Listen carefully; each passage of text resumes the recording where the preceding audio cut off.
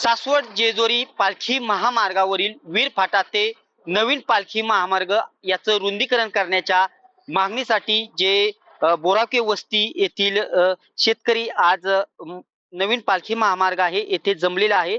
एकंदरीतच 13 वर्षापूर्वी त्यांच्या जमिनींचं भूसंपादन झालं होतं.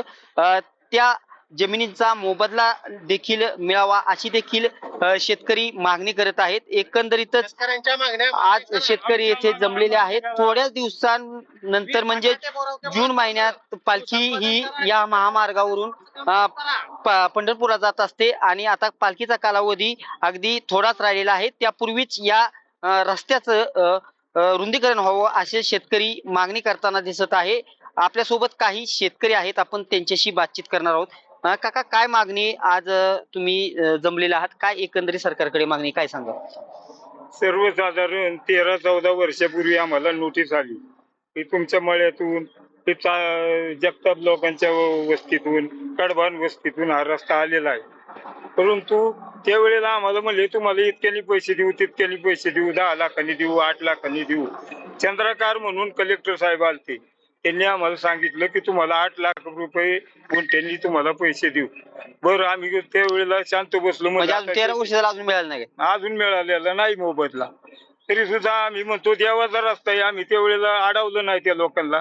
काही ठिकाणी त्यांनी पूर्ण रस्ता 100 फूट हे करून घेतलेला आहे, डांबरीकरण करून घेतलंय.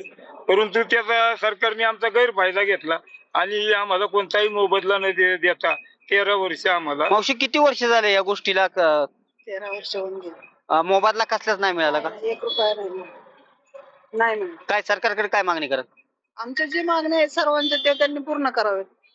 नक्कीच आमच्या मागण्या सरकारने लवकरात लवकर पूर्ण कराव्या अशी शेतकरी मागणी करताना दिसत आहे. काय नक्की काय सरकारकडे मागणी, काय सांगा? आमची मागच्या वर्षापासून सरकारकडे हीच मागणी आहे.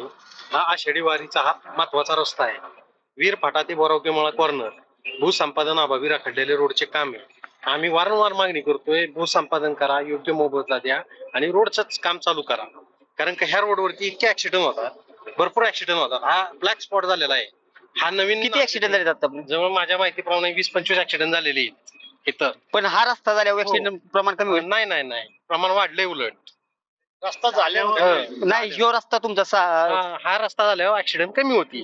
कारण काय इथं का मागणी आहे आमची की वीर फाटा ते 1.6 किलोमीटर 6चा रस्ता आहे. त्याच्यासाठी मागच्या वर्षी जितेंद्र डुडी जिल्हाधिकारी साहेब हे मागच्या वर्षी वीर फाट्यावरती आले होते.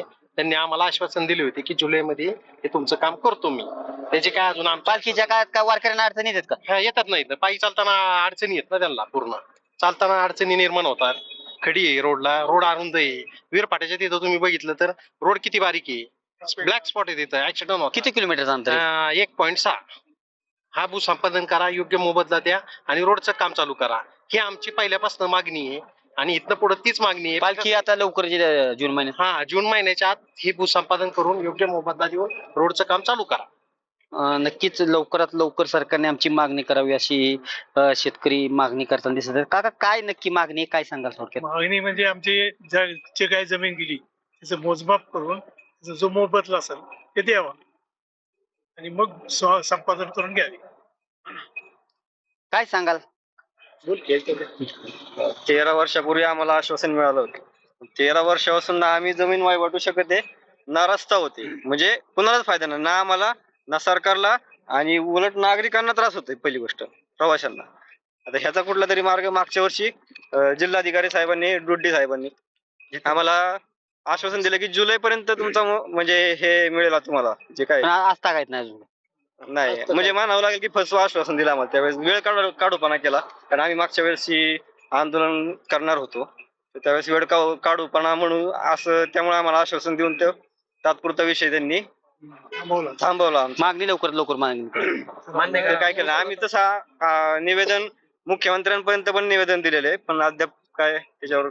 नक्कीच शेतकरी ही मागणी करताना दिसत आहे. आपण पाहू शकता की हाच तो 1 ते 1.5 किलोमीटरचा अंतर आहे आणि याच महामार्गावरून जी पालखी असते, संत ज्ञानेश्वर महाराजांची पालखी, या महामार्गावरूनच जात असते. परंतु सासवड मधून खऱ्या अर्थाने बायपास झालेला आहे आणि तो नवीन बायपास म्हणजे हा नवीन रस्ता डायरेक्ट बायपास होऊन डायरेक्ट हा पालखी महामार्ग जेजुरीकडे निघतो. मात्र सासवड शहरातून निघणारा या रस्त्यावरूनच 1.5 ते 2 किलोमीटर अंतर ह्या मधल्या रस्त्यावरून येत असते आणि 13 वर्षापूर्वी जी शेतकऱ्यांना आश्वासन दिलं होतं की हा रस्त्याचं भूसंपादन केल्यानंतर तुमची रक्कम लवकरात लवकर देऊ. मात्र अतिशय अरुंद रस्ता आहे. मोठ्या प्रमाणात काही दिवसापूर्वी मोठं जे ऍक्सिडेंट आहेत हे मोठ्या प्रमाणावरती झालेले आहेत. परंतु जे वारकऱ्यांना वारकरी राज्यभरातून लाखो वारकरी येत असतात या महामार्गावरून. संत ज्ञानेश्वर महामार्गामध्ये या मार्गावरून जात असतात. या 2 किलोमीटर अंतरात वारकऱ्यांना त्या काही त्यावेळेस पाऊस असला तर त्या चिखलाचा सामना करावा लागतो. अतिशय अरुंद रस्ता आहे. हा रस्त्याचं रुंदीकरण करावं. 2 किलोमीटर रस्ता राहिलेला आहे. कारण पालखी महामार्ग हे नाव दिलं असलं तरी परंतु सासवड ते जे हा या बायपास पर्यंत जो रस्ता आहे याचं रुंदीकरण करावं आणि पालखी महामार्ग आहे हा पालखी महामार्ग ज्या अडचणी आहेत ज्या वारकऱ्यांच्या अडचणी आहेत किंवा येथील शेतकऱ्यांच्या ज्या मोठ्या भूसंपादनाच्या अडचणी आहेत या सरकारने लक्षात घेऊन लवकरात लवकर ह्या अडचणी सोडवाव्यात अशी शेतकरी मागणी करताना सद्यस्थितीत दिसत आहेत. दीपक कापरे, TV9 मराठी, जेजुरी.